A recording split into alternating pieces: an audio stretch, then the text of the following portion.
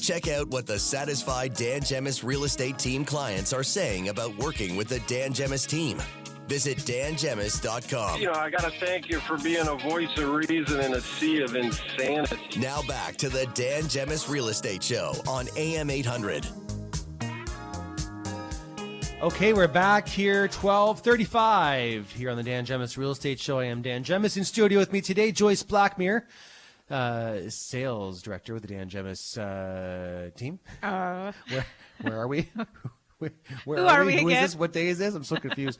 And it's time for our legal segment with Christian Janisse. Hey, Christian, how are you? Hey, Dan. Hey, Joyce. How's it going? Fantastic. Thank you on this warm weekend. I was going to say that's probably what's causing the distraction, or I think so. You're hallucinating. It's too hot out. Oh, my goodness. So listen, our topic today is all about drafting discrepancies in the agreement of purchase and sale. And you said you had a story for us. Yeah, so a couple of things, couple stories. And it mainly revolves around drafting with the legal description. So most people may not be aware of what a legal description is. So basically every parcel of land in Ontario has a description. It's exactly what the word is. So it'll say like part lot 1. And most people don't understand that is what actually identifies your property or what you're selling. The address does not. Right. And sometimes parcels of land will have more than one legal description. So for example, if you have 2 lots side by side, and you intend to sell both of those lots, you need to include both legal descriptions. Otherwise, if you as a buyer only have one included, then you may only end up getting one piece of land for a price that you thought is too high because you thought you were getting both.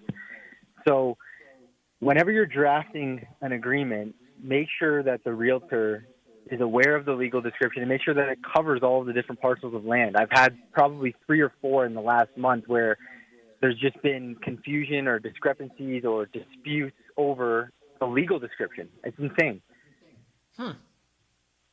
Yeah. Wow. It's what people don't understand is that sometimes you might look up a municipal address, but that address might involve. So, for example, if you live by the water, if there's a parcel of land across the street, that would be separate from the parcel of land where the address is. So that lot across the street should be going with your property, but it doesn't actually have an address to it because it's actually tied to the property that you have across the street. Or sometimes people will own, they may have had one lot and they bought the lot beside them or behind them. So just make sure that everything is included, right? A lot of times there's a lot of like closed alleys or where the homeowners purchased the alley behind them, and it hasn't necessarily been. It has like a separate legal description. Yeah, no, that's exactly it. And because what happens is when you own land side by side, they technically merge into one lot, but just because they technically merge, they don't actually merge unless a lawyer does something about it. But most people probably aren't aware of that rule, and nobody wants to pay a lawyer to do that. They just leave it separate. So they have 2 separate tax rolls, 2 separate property tax bills, MPAC, everything is totally separate. But sometimes when they're selling it or if somebody's buying it, they won't be aware of that. And the realtors, they pull in the data from the Geo warehouse. And if you just go by the address, you're going to pull in one lot but not the other. And it's not a big deal most of the time until there's a reason why somebody may not, somebody finds out, oh, hey, my agreement says that I'm only selling one of these lots for $500,000 when it was supposed to be 2. And then the buyer says, no, I was supposed to get this whole piece of land, not just the one piece. And the seller goes, oh, well, actually, legally speaking, you only signed off that you were getting one. And now we have a dispute. Yeah, good point. Now, it has happened, I've heard it happening, where somebody purchased property, years ago, and they quickly realize when they go to sell that, oh my goodness, that was supposed to be transferred to my name, and it wasn't, like you mentioned, right, Christian? Right. Yep, I've seen that as well. I've also seen, alleys are a perfect example. Condos are also a perfect example where the condo will have a parking unit, so there'll technically be 2 separate legal descriptions, one for the unit itself, one for the parking. They're not all like that. But I actually had a situation where I had a woman who owned 3 condos in a building, and she sold one of them 12 years ago. And when we sold the other 2, I noticed that she had an additional. I was like, oh, well, what if we're selling these 2? That explains 4 of the legal descriptions, but there's a 5th one. And as we investigated it, we found out that 12 years ago the parking spot was not transferred. So luckily we found it and we transferred it and fixed it, but it can happen. So if that person that bought it 12 years ago, they actually never sold it, right? They still owned it. But if they were to go sell it, they may have ran into an issue with the closing because the buyer, if their lawyer would have caught it, they would have said, oh, well, you actually don't own the parking unit that you're claiming you're going to sell to us. And that person, when I spoke with the person who actually bought the unit 12 years ago, they've been using it. So there was no issue there. So this is all lawyer talk, lawyer jargon, but it always causes issues on closing. So you should always double check, particularly if you're dealing with like vacant land or alleys are a perfect example as well, or farmland. Obviously, I recommend that you have the agreement reviewed by a lawyer, but whether you're buying or just making sure that your realtor, like just posing the question to your realtor so that they can double check the surrounding areas on Geo and just see, oh, hey, the alley should be separate and included in the legal description. Now, from your standpoint, Christian, you're seeing a lot of deals like we are. What's your feel of the market right now? Are you seeing any, I guess, any patterns that have been changing over the last little bit? Consistent. From our side of things are pretty consistent.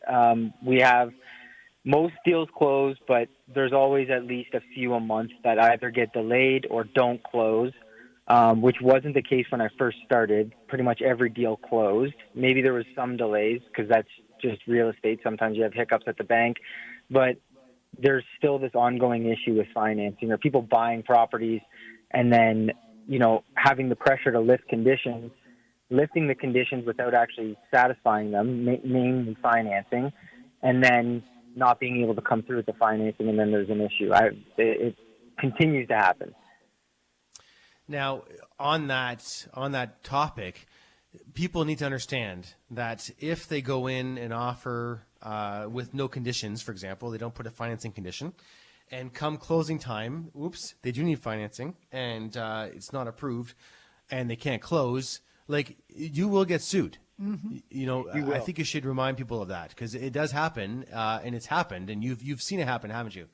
Yeah, I've seen it happen multiple times, and I think during COVID it wasn't really an issue because in order to sue somebody, you have to have damages, right? And in most cases, you're going to have like issues with like I've had to pay the mortgage, maybe some moving costs and storage. Those are all, I hate to say it, but they're relatively minor. So if those are the only damages that you suffer, then you normally don't sue because it's just not worth the time and money, right? It's going to cost you thousands of dollars. It's going to take many years.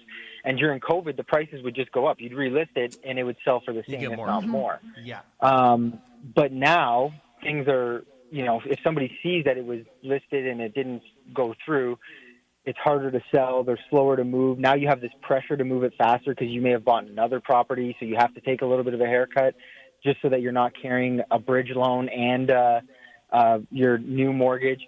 So you do suffer a lot more damages. It's not like COVID where things were just skyrocketing a week or two later. It's $10,000 more. So yeah, you will get sued if you don't close. And people have this idea that, oh, hey, well, I won't close and I'll get everything sorted out and I'll just come back 2 weeks later and hey, here I am. I actually have financing now. And looks like you haven't been able to sell it, so you can just sell it to me now, and we'll stop the damages. But the seller has no obligation to re-enter into a contract with you, even if you offer a higher amount. They have no obligation to do so because you've already failed to fulfill the contract. So they don't have to do that. So buyers should be aware of that too. You can't just let it linger and then come back, let it fall apart, and then come back 2 weeks later and say, well, nope, now here I am, I'm ready. Yeah, no, makes sense for sure. Yeah, and that deposit's tied up too. So like buyers, like when you're putting in these deposits, like those are going to be tied up for a long time, and you may need that.